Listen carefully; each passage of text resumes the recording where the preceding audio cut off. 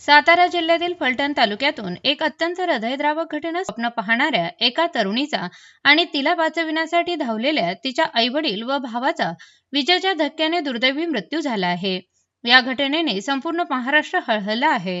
ही दुर्दैवी घटना फलटण तालुक्यातील खामगाव येथे आज पहाटे घडली. ऊसतोड मजूर म्हणून कष्ट करून संसार चालविणाऱ्या शिंदे कुटुंबावर काळाने अक्षरशः घाला घातला.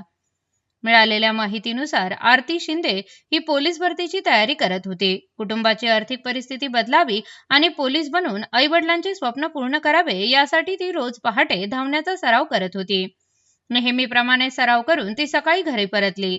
मात्र घरासमोरील महावितरणाच्या खांबावरील केबल वायरचा सपोर्ट तारा तुटून जमिनीवर पडल्या होत्या.